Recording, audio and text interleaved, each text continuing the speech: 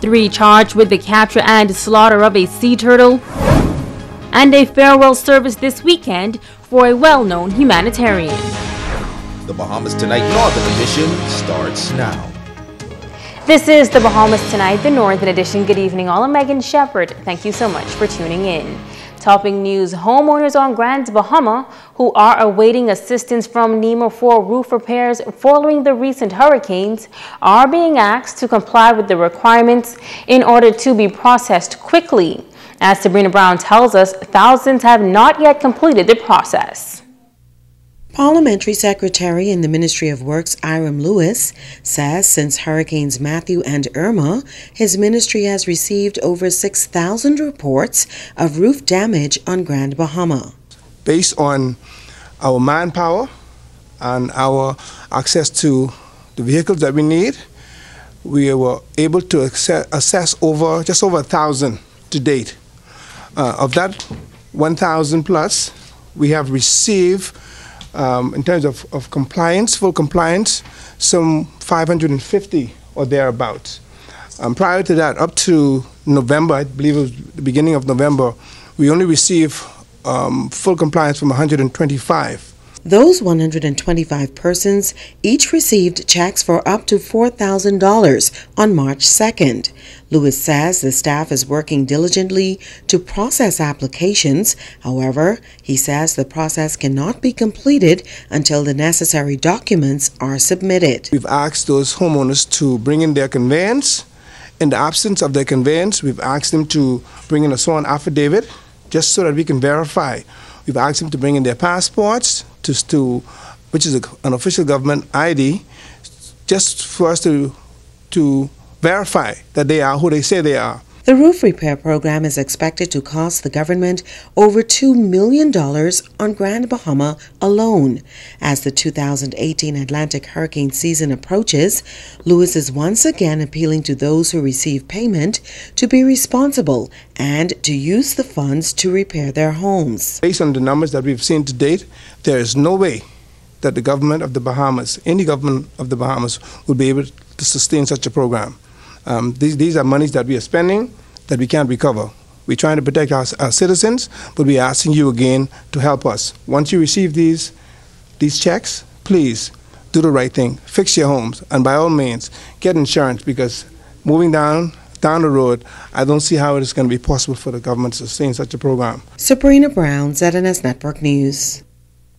President of Oban Energies, Satpal Dana, is reaffirming the company's commitment to the creation of a $5.5 billion oil storage facility and terminal in East Grand Bahama. In a statement, Dana says Oban Energies, but not limited to its members, considers itself bound by the heads of agreement signed on February 19th and is fully committed to the progress of the project. This assurance comes after what has become the controversial signing of the Oban Energies Heads of Agreement, once it came to light that the non-executive chairman, Peter Krager, did not sign his name at the signing, but Dana's. The president says he was authorized by the company to sign the original counterparts of the Heads of Agreement, and because he was unable to be in New Providence for the ceremonial signing, Krager was authorized to sign the document. It is reported the project will create 600 direct jobs and 1,000 indirect jobs during the construction phase. 4 men were rescued at sea and 2 others are reportedly still missing after their boat capsized over the weekend. Reports are that shortly after 4 a.m. on Sunday, police received information from the Bahamas Air Sea Rescue Association of a vessel in distress. The Royal Bahamas Police Force Marine Section, the Royal Bahamas Defense Force, along with BASRA, conducted a search in the area of Great Disturb Key and located 4 men who were adrift, 3 Bahamians and 1 Honduran. The search continues for the 2 adult males still considered missing. 3 persons appearing before the magistrate court in 8 Mile Rock today for breach of the Fisheries Act. Cyril and Margaret Pennerman of Sunset Highway, and operators of a restaurant in Freeport, along with fisherman Michael Pinder of West End, all pled guilty to possession of a marine turtle. They were given a conditional discharge and ordered to perform 500 hours of community service at the 8 Mile Rock Court, assisting with roof repairs. They were also ordered to attend volunteers in prevention sessions every Saturday morning at 6 a.m. They were then cautioned about catching and cooking turtle and told that failure to comply will result in a custodial sentence. The matter has been adjourned until August 13th for a review. Now, Fisheries Superintendent Clement Campbell was present in court and was ordered to make information about the ban of the marine turtle widely available to the public. Now, turtles are an endangered species in the Bahamas, and the government banned the capture and sale of sea turtles in 2009. The charge is coming after a video went viral last week showing the slaughter of a turtle, sparking outrage from animal rights activists. Some 11 bags of the turtle meat was recovered at a local restaurant in Freeport.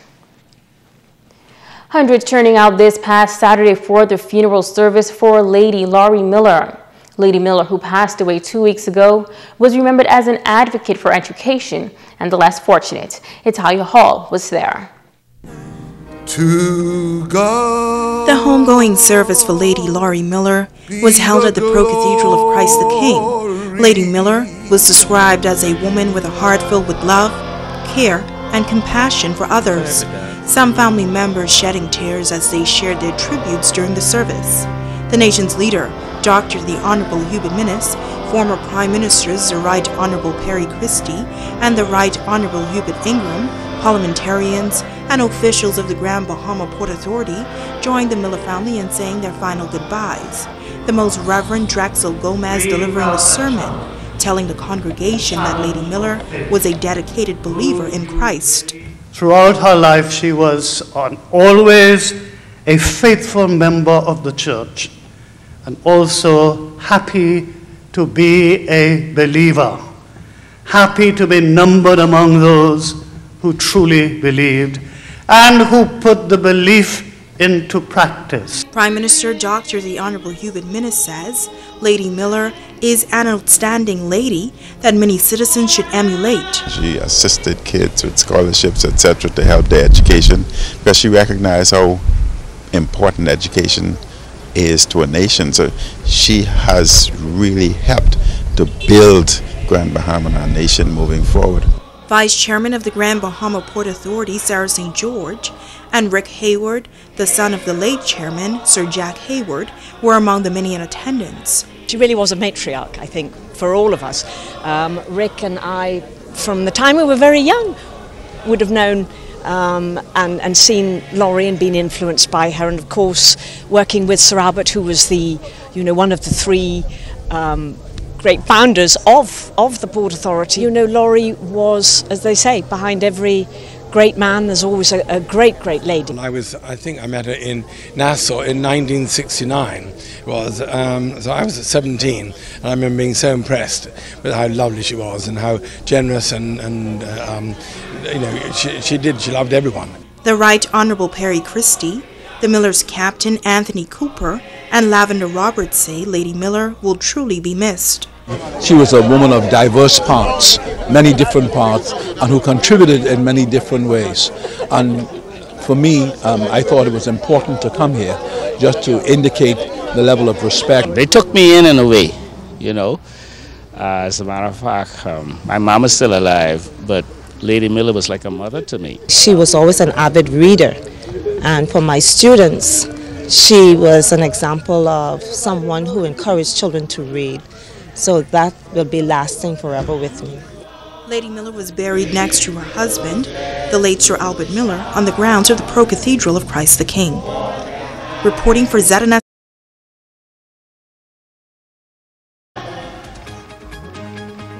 Stay with us. The Bahamas Tonight, the Northern Edition continues in just a moment.